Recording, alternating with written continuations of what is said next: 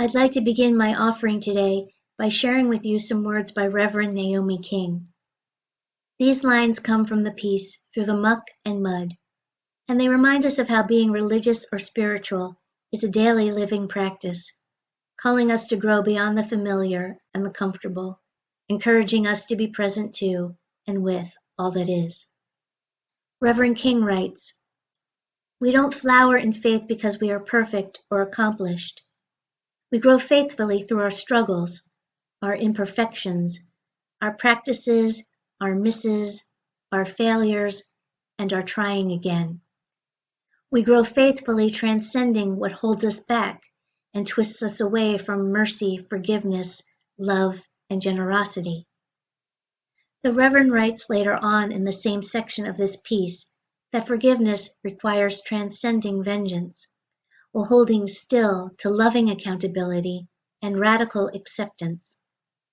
I will admit that this writing has captured me, and that the words of this piece have been imploring me to sit with them since I first read them a month ago, beckoning me to lean wholly into the journey they entreat.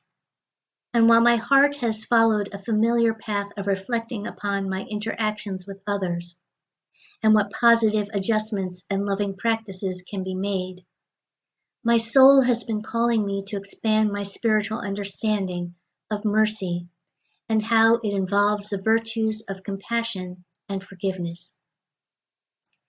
I confess, for me, this is the call that causes me to pause, for this is the call that asks one to transcend the theoretical and intellectual and embody the religious beliefs and principles they hold dear. As Sister Dr. Janet K. Ruffing writes, compassion involves an effective response, a remedy, or amelioration of concrete suffering. As the Board of Trustees of the UUA notes in its reflection, what brings us together, love as a common theological core. Within Unitarian Universalism, this response is present in such things as our insistence on the worth and dignity of every person, in the call for demanding and embodying justice, equity, and compassion in human relations, an accountable love in our call for a reasonable search for truth and meaning, and our affirmation of the right of conscience and the right of every individual to participate in shaping those institutions that govern them. And if we are to hold steadfast to the Board's assertion that our deepest common theological grounding and value is this, love, then we must also hold steadfast to what it means to be a people grounded in love.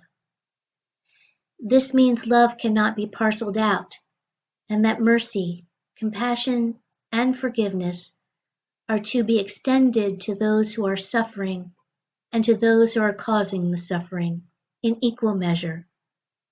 Such generosity of spirit is not always easy to comprehend, and while it may be easy to sing about the lion and the young lamb dwelling together, for some, the possibility of such vulnerability may cause feelings of apprehension or discomfort.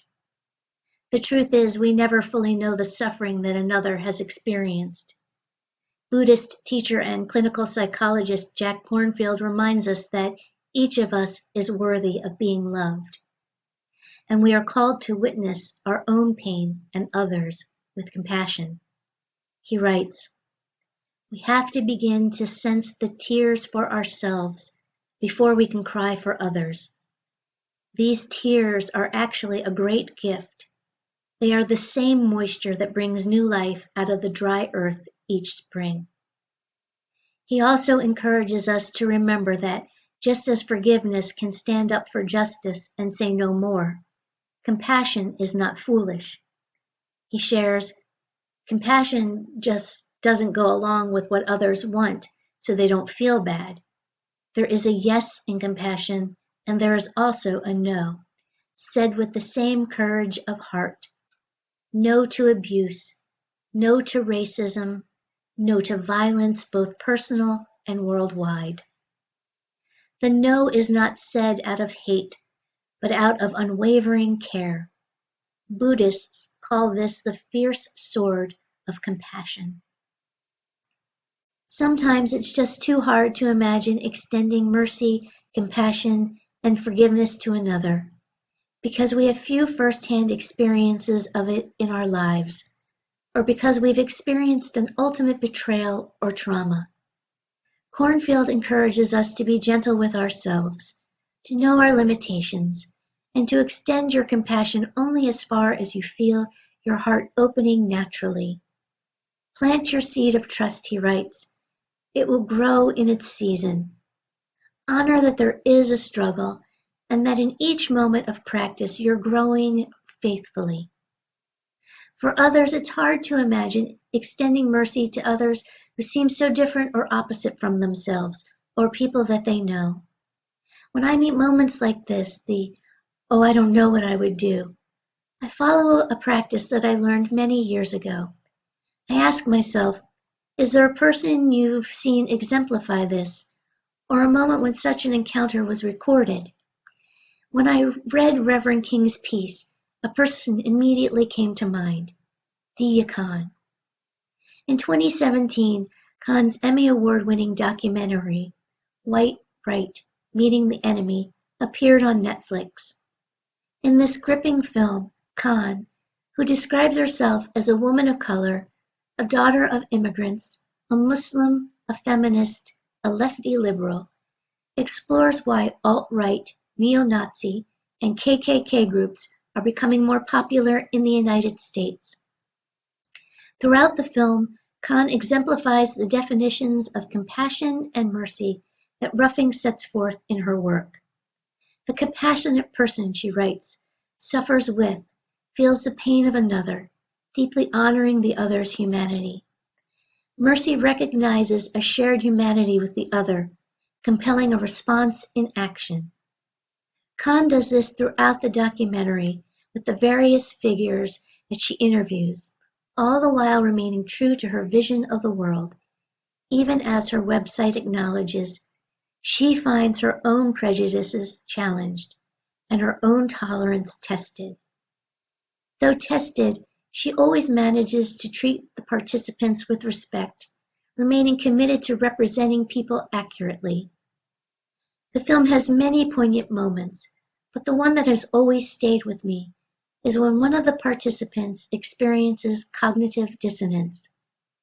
This occurs when Khan asks him if he, Brian, would be willing to deport her while establishing a white ethno-state. He struggles to answer the question, and eventually says yes. Later, as Khan is editing the film, Brian calls her to share that he's leaving the white power movement, partly because of their respectful and friendly interactions, and the dangerous situations he witnessed her in. He also acknowledges that, in his mind, he couldn't reconcile deporting her because they had become caring friends. For Khan, this film has proven that human connection and love can be transformative. For me, it will forever be an example of a courageous heart, willing to be open to and present with another human being, and to reach what she calls the heart of the behavior.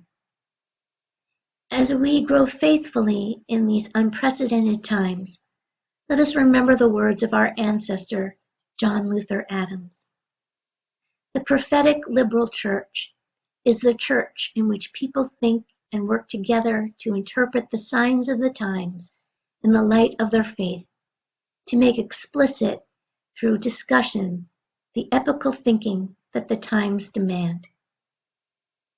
May mercy, compassion, and forgiveness, virtues of the heart and soul, always call to us, beckoning us to open to the mystery of love, to that which can bring grace and healing into our lives and transform how we move through the world. May it be so.